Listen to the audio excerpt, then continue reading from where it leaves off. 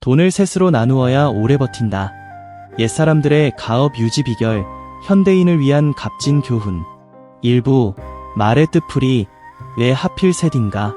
옛사람들에 따르면 세상 만사는 모두 삼성에 따라 움직이기 때문이다.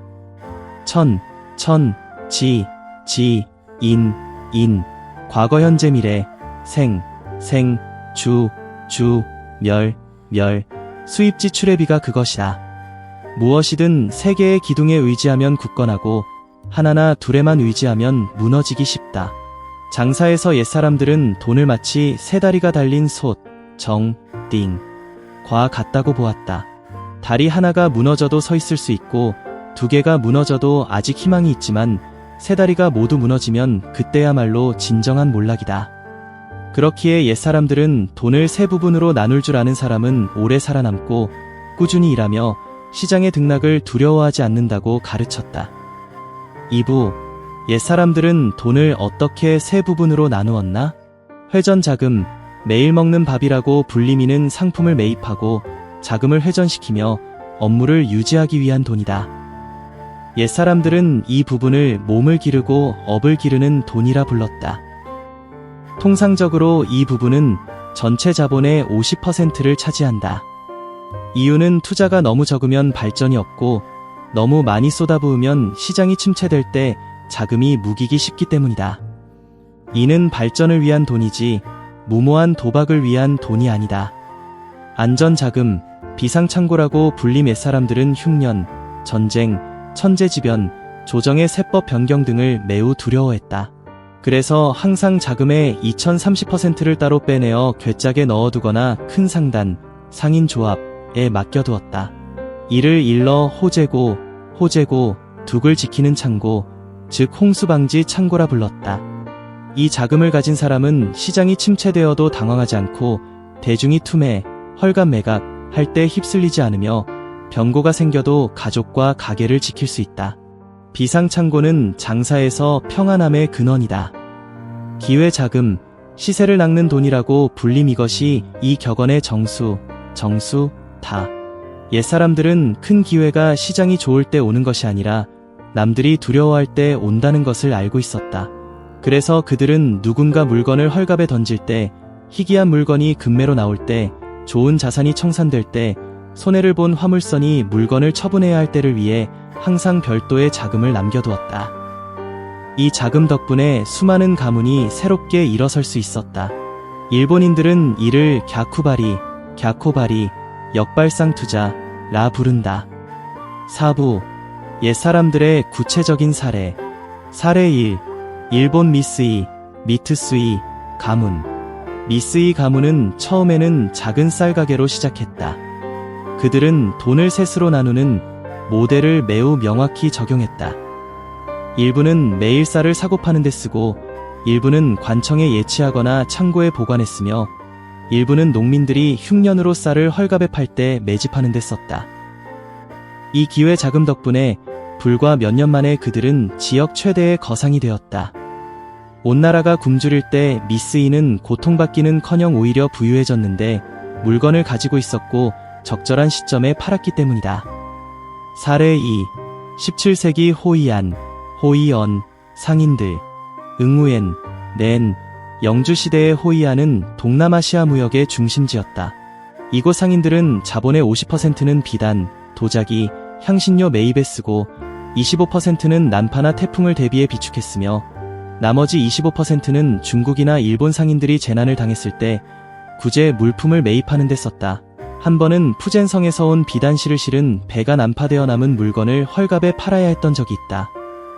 호이안의 기회자금을 가진 상인들은 이를 모두 매입한 뒤 다음 해에 두세 배의 가격으로 팔았다. 세 번째 자금을 남겨두지 않은 사람들은 그저 지켜볼 수밖에 없었다. 사례 3. 중국 허난성 왕씨 도련님 이야기. 왕씨 가문은 돈을 셋으로 나누는 비결로 유명했다. 덕분에 그들은 전란의 시기에도 몇 대에 걸쳐 살아남았다. 전쟁으로 곡물 가격이 폭락했던 시기가 있었는데 모두가 피난을 가기 위해 물건을 헐값에 팔았다. 유독 왕씨 가문만은 기회자금을 이용해 이를 모두 사들여 2년간 창고에 보관했다. 평화가 찾아왔을 때 곡물을 가진 유일한 공급자는 그들뿐이었고 이를 통해 그들은 거부가 되었다.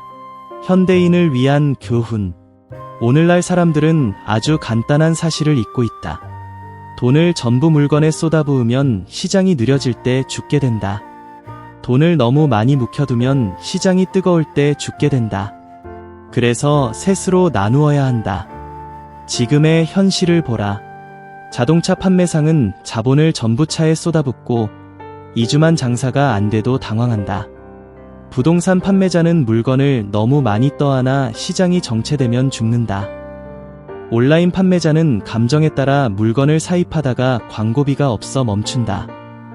사업하는 젊은이가 예비 자금이 없으면 작은 변수 하나에도 문을 닫게 된다. 장사에서 가장 큰 죽음은 손해를 보는 것이 아니라 돈, 현금이 떨어지는 것이다. 셋으로 나누는 것은 결코 돈이 마르지 않게 하기 위함이다. 5부, 실제 상황에 어떻게 적용하는가? 현대 사업가를 위한 돈 나누기 3등분 버전은 다음과 같다. 50% 회전 자금, 팔기 쉬운 물건을 사입하는 데 쓴다. 전기차, 오토바이, 전자기기, 패션 의류, 가전제품 등에 적용된다. 이는 지금 잘 팔리고 회전이 빠르며 직원 급여를 주고 비용을 지불하기 위해 사용하는 돈이다. 많은 사람이 하듯이 이 비중을 7080%까지 올려선 안 된다.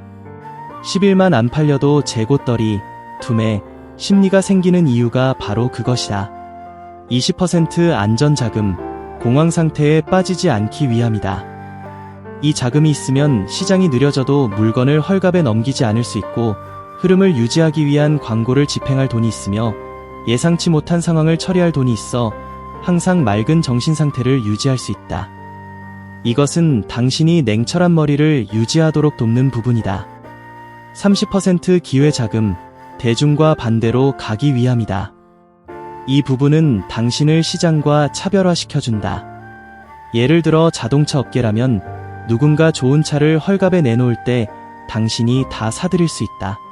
누군가 돈이 급해 빨리 팔려고 할 때 당신은 유리한 위치에 선다. 누군가 가격을 내릴 때 당신은 독특하고 희소하며 질 좋은 물건을 줍는다. 누군가 창고 정리를 할 때 당신은 아주 좋은 가격에 매입할 수 있다. 이것은 시장이 상승할 때가 아니라 시장이 혼란스러울 때 가장 큰 이익을 만들어내는 부분이다. 6부, 오늘날 흔히 저지르는 실수. 자본의 90%를 물건에 쓰고 시장이 711만 침체되어도 당황하여 헐값에 처분하고 가격을 파괴한다. 방어할 돈이 없으니 뜻밖의 일이 생기면 다 잃는다. 기회 자금이 없으니 시장에 싼 물건이 나와도 구경만 한다.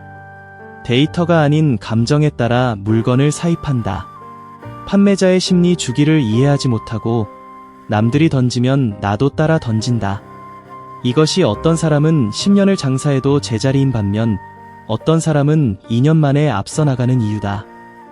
운 때문이 아니라 자본 구조 때문이다. 7부, 심층 결론.